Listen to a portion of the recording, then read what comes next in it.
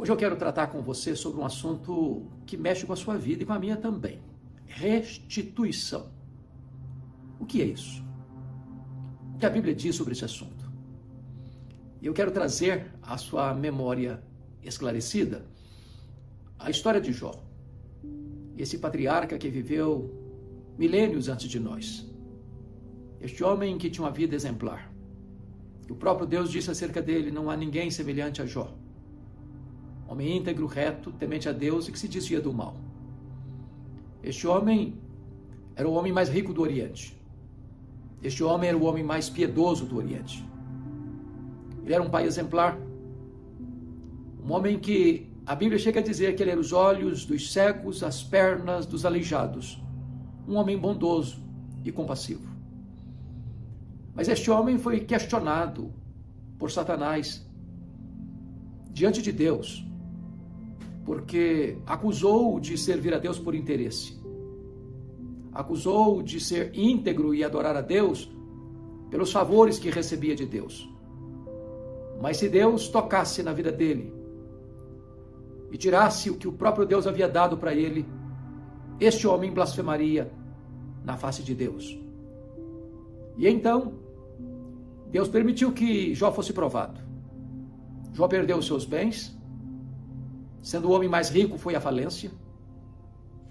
Jó enterrou todos os seus 10 filhos num único dia, sofrendo um golpe duríssimo. A dor do luto, levantar-se das cinzas, recomeçar a vida depois de um baque tão profundo. Jó perdeu sua saúde. Ele ficou chagado, virou uma carcaça humana. Perdeu o seu vigor. Seu corpo virou uma ferida aberta. A dor era tão avassaladora que ele mordia nas bolhas cheias de pus para tentar aliviar o seu sofrimento. E raspava com um caco a sua pele necrosada. Se não bastasse esses golpes tão profundos, ele ainda sofre a incompreensão da sua mulher, que disse para ele: amaldiçoa o teu Deus e morre. Ainda conservas a tua integridade? Diante de uma situação tão adversa, de uma crise tão medonha, de um sofrimento tão atroz? Mas Jó ainda sofre a acusação leviana dos seus amigos, que vieram para consolá-lo, mas tornaram-se consoladores molestos, assacando contra ele as mais pesadas acusações e libelos acusatórios. Chamaram-no de ladrão, de adúltero, de louco. Falaram para Jó que Deus matara os filhos dele porque ele era louco. Cravejaram Jó com as suas setas mais venenosas. E Jó, esmagado debaixo do rolo compressor desse sofrimento, ergue aos céus 16 perguntas. Por que, meu Deus? Por que eu estou sofrendo? Por que a minha dor não cessa? Por que eu não morri no ventre da minha mãe? Por que eu não morri ao nascer? Por que os seios da minha mãe não estavam murchos de leite para eu morrer de fome? Por que o Senhor não me mata de uma vez? Ele levantou ao céu 16 vezes a pergunta: por quê, por quê, por quê, por quê? A única resposta que ele escutou ou recebeu das suas perguntas foi um sonoro não de Deus. O silêncio gelado de Deus. Então ele faz 34 queixas contra Deus. E Deus permaneceu em silêncio. Em perturbador silêncio. Este homem certamente está encurralado pelas crises mais terríveis. Ele perdeu seus bens, ele enterrou seus filhos, ele perdeu sua saúde, ele não teve mais o apoio da sua mulher, e ele foi acusado levianamente pelos seus amigos. Ele está no fundo do poço. Ele está no fim da linha. O corpo dele chagado parece uma carcaça humana. E é diante desta cena que, apesar de todo o sofrimento que o assola sem pausa, sem descanso, é que ele arranca do peito ainda um brado de esperança e diz: mais uma coisa eu sei, é que o meu Redentor vive. E por fim ele se levantará, e os meus olhos verão. E então o Deus que inspira canções de louvor nas noites escuras começa a falar com Jó. Mas quando Deus se revela a Jó, Deus não responde nenhuma das suas 16 perguntas. Deus não responde nenhuma das suas 34 queixas. Quando Deus rompe o silêncio, Deus faz para Jó 70 perguntas. Todas perguntas retóricas. E Deus então despeja na presença de Jó a sua grandeza e a sua majestade. Torrentes caudalosas da glória de Deus vêm sobre Jó. E Deus mostra a ele quão grande Deus é, quão poderoso, quão magnífico, quão extraordinário. E perguntou: Jó, onde você estava quando eu lançava os fundamentos da terra? Onde você estava quando eu cercava as águas do mar? Onde você estava quando eu espalhava as estrelas no firmamento? E Deus foi revelando a Jó a sua majestade, a sua grandeza, o seu poder. E Jó foi se encolhendo, e se encolhendo, e se encolhendo, para descobrir as verdades mais extraordinárias que mudaram a sua história. E a primeira coisa que Jó descobre é a onipotência divina. Ele diz: agora eu sei que tudo podes. Você e eu temos impossibilidades intransponíveis. Você e eu chegamos ao fim da linha. Você e eu esgotamos os recursos e não temos mais a quem recorrer, buscando em nós mesmos qualquer força, qualquer alento para prosseguir. Mas Jó descobriu que Deus pode o impossível dos homens.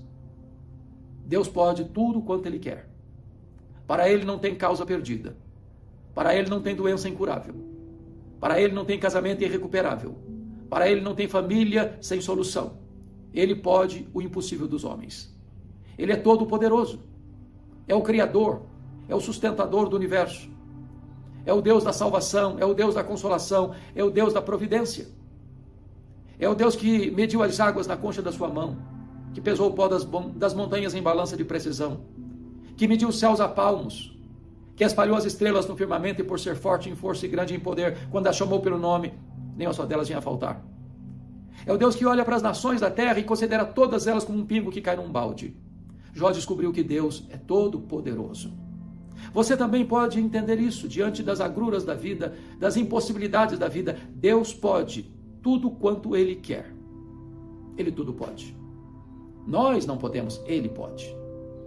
Mas Jó descobre ainda que este Deus tem um plano eterno, perfeito, eficaz.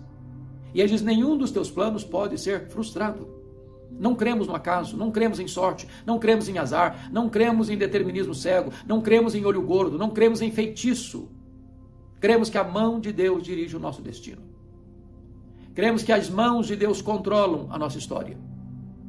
Cremos que nada acontece conosco sem que Deus saiba, sem que Deus permita, sem que Deus tenha um propósito. Podemos afirmar que todas as coisas cooperam para o bem daqueles que amam a Deus, daqueles que são chamados segundo o seu propósito. Jó compreendeu então que não existe acaso, que ele estava passando por esse vale escuro e tinha Deus um propósito nisso, embora nesse momento ele não pudesse compreender e discernir todo o propósito de Deus. Mas ele descobre mais. Ele descobre que ele tinha um conhecimento muito limitado de Deus. Ele reconhece que ele falara muitas coisas sem saber, sem compreender. Quando você está sofrendo, via de regra, você expressa a sua dor, você espreme o pus da ferida e você está magoado, triste, e às vezes você fala palavras que você nem mesmo discerne e compreende. O sábio, portanto, é aquele que sabe que quase nada sabe. Porque o que sabemos é muito inferior ao que nós não sabemos. Então o sábio põe a mão na boca e diz: meu Deus, quantas coisas eu falei sem compreender. Mas Jó compreende também que este Deus é o Deus que olha para a nossa vida e ele diz assim: eu te conhecia, Deus, só de ouvir, mas agora os meus olhos te veem. Este homem que era o homem mais piedoso do mundo, e era o próprio Deus quem afirmara isso, agora vem dizer-nos que ele conhecia Deus só de ouvir, mas agora é que os seus olhos podiam contemplá-lo. E talvez você pergunte: mas como assim? E eu lhe pergunto então: você conhece a Deus? Quanto você conhece a Deus? A Bíblia diz que conhecer a Deus é a própria essência da vida eterna. Você conhece a Deus? Quanto você conhece? Certa feita, um homem que nunca tinha visto o mar fez uma visita ao litoral e, quando viu o mar, exclamou entusiasmado: agora eu conheço o mar. Aproxima-se dele um marujo que vivera a vida toda nas procelas do mar diante de tempestades, de sol causticante, com a pele bronzeada pelo sol, aproxima-se desse homem e diz: eu também conheço o mar. Qual a diferença entre eles? Você conhece a Deus? Quanto você conhece a Deus? Nem toda a eternidade será suficiente para esgotarmos o conhecimento de Deus, porque Deus é inesgotável em seu ser. Jó então começa a ter uma experiência mais profunda com o conhecimento de Deus. Mas Jó ainda descobre quão pecador ele era. Ele diz: por isso eu me abomino no pó e na cinza. As pessoas que mais choram os seus pecados não são as pessoas que mais pecam, mas as pessoas que mais perto de Deus andam. Quanto mais você se aproxima da luz, mais você reconhece que a escuridão é real no seu coração e na sua vida. Quanto mais longe de Deus, menos consciência de pecado. Quanto mais perto de Deus, mais consciência se tem de que somos pecadores. Então, Jó tem essas compreensões todas, mas a circunstância ainda não mudou.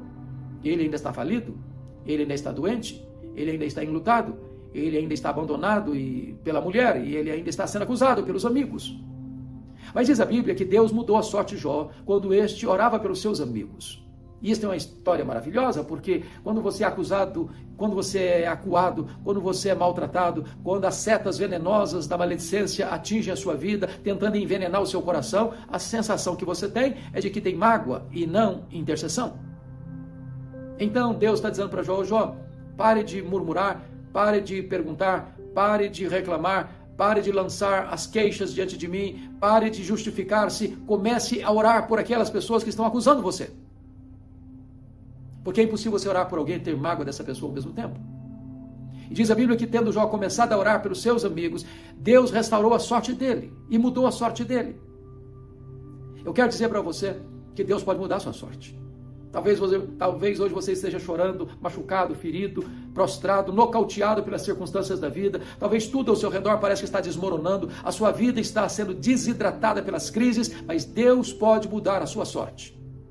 E Deus restaurou todas as 5 áreas que Satanás intentou destruir na vida de Jó.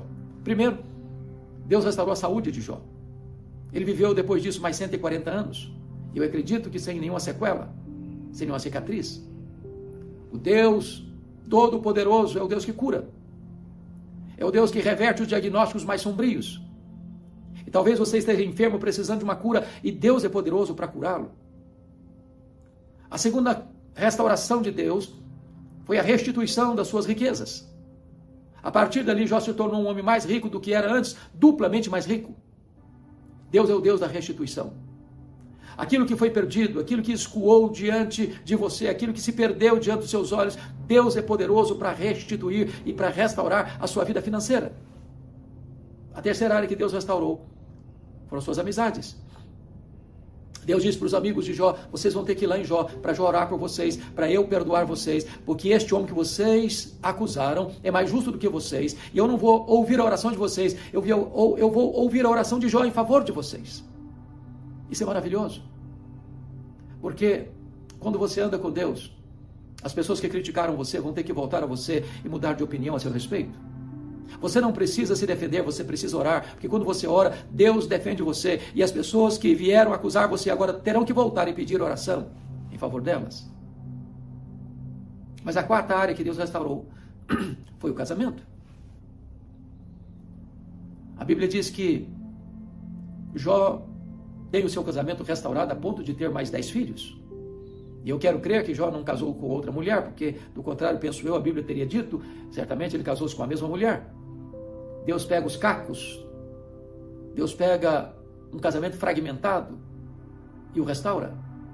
Devolve a dignidade, devolve o amor, devolve o afeto, devolve o respeito, devolve o carinho. E agora o casamento de Jó é restaurado. Talvez você que está me ouvindo está com seu casamento abalado. Talvez você já jogou a toalha. Talvez você não acredita mais na possibilidade de um tempo novo. Talvez você diz: o amor secou. Talvez você diz: o romantismo acabou. Talvez você fala: não tem mais jeito, não tem mais saída, não tem mais solução. Eu quero dizer para você que Deus é poderoso para restaurar o relacionamento conjugal. Deus é poderoso para restaurar o sentimento que há no seu coração. Deus é poderoso para recomeçar uma nova história na sua vida. E Deus restaura o casamento de Jó. Mas a última área que Deus restaurou foram os filhos. Deus deu em dobro para Jó tudo que ele tinha antes. Ele já tinha 10 filhos outrora, mas agora ele não tem mais 20, ele tem 10. Sabe por quê? Porque quando um filho morre, você não perde esse filho.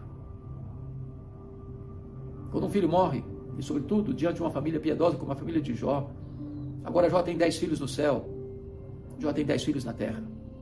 Deus restituiu em dobro e Deus restaurou completamente. Deus pode restaurar também sua família. Deus pode restaurar os seus filhos. Deus pode trazer de volta os pródigos. Deus pode trazer harmonia onde há guerra. Deus pode trazer paz onde há conflito. Deus pode trazer diálogo onde há agressão. Deus pode trazer alegria onde há tristeza. Deus pode trazer entendimento onde há desavença. Deus pode restaurar a sua casa. Deus pode restaurar o seu lar. Deus pode restaurar os seus filhos.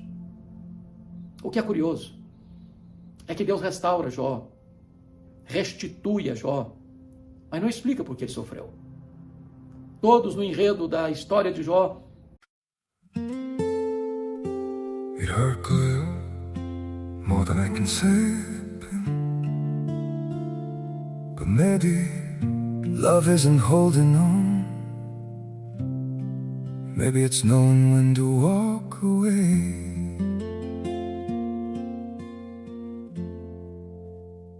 We try to hold what we're slipping through, like sand running from our hands. Every promise started losing shape. We couldn't be what we once planned. Your eyes would look right through mine, like you were already gone. We stayed too long in a fading light, trying to prove we still. It hurt good, more than I can say. But maybe love isn't holding on. Maybe it's knowing when to walk away.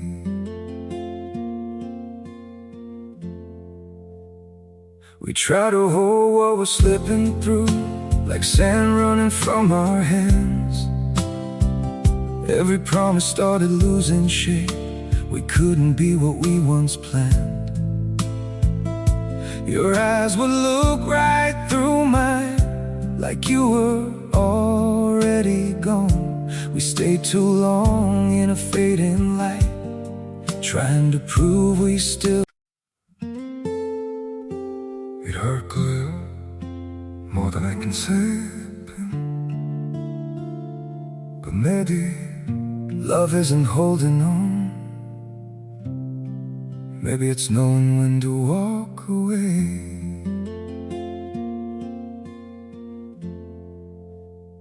We try to hold what we're slipping through, like sand running from our hands. Every promise started losing shape. We couldn't be what we once planned. Your eyes would look right through mine, like you were already gone. We stayed too long in a fading light, trying to prove we still. It hurt good, more than I can say. But maybe love isn't holding on. Estão sem saber, de fato, exatamente tudo o que aconteceu. E às vezes até equivocados. Satanás estava errado quando pensou que Jó servia a Deus por interesse. Que se Deus tirasse de Jó o que Deus mesmo havia dado, Jó blasfemaria. Satanás acusou a Jó de amar mais o dinheiro, mais a família e mais a si mesmo do que a Deus. Satanás estava errado e Jó provou isso. A mulher de Jó estava errada, achando que Deus não era digno de ser adorado no sofrimento. E então disse para o seu marido: ainda conservas a tua integridade? Amaldiçoa Deus e morre. Ela estava errada. Deus pode ser adorado sim, quando a providência é carrancuda, porque mesmo quando a providência é carrancuda, a face de Deus é sorridente. Os amigos de Jó estavam errados. Eles acharam que Jó estava sofrendo por algum pecado que ele havia cometido. E Deus mostrou para os amigos de Jó que eles estavam errados. E Jó era um homem piedoso, temente a Deus, que se desviava do mal. Mas Jó também estava errado. Porque Jó imaginou que Deus o cravejava com as suas setas venenosas. E ele não podia compreender o que estava por trás. Na verdade, o que Satanás intentou foi colocar Jó longe de Deus. Mas o que ele conseguiu foi colocar Jó mais perto de Deus. Sabe por quê? Porque os planos de Deus não podem ser destruídos, frustrados. Não importa o que esteja acontecendo hoje com você. Talvez você esteja como Jó sofrendo muito. Talvez você esteja enfrentando lutas e perdas sucessivas na sua vida. Talvez você não tenha tido descanso na sua mente, na sua alma, no seu corpo, no seu coração. Talvez você esteja hoje achando que não tem mais saída para você. Que seria melhor você nem ter vindo ao mundo. Seria até melhor Deus tirar a sua vida. Mas eu quero dizer para você que o futuro está nas mãos de Deus. E Deus pode reverter esse quadro. Deus pode mudar o placar desse jogo. Deus pode virar a mesa da história da sua vida. Deus pode trazer um tempo de restauração e restituição. Um novo futuro espera você. Não se desespere. Espere em Deus.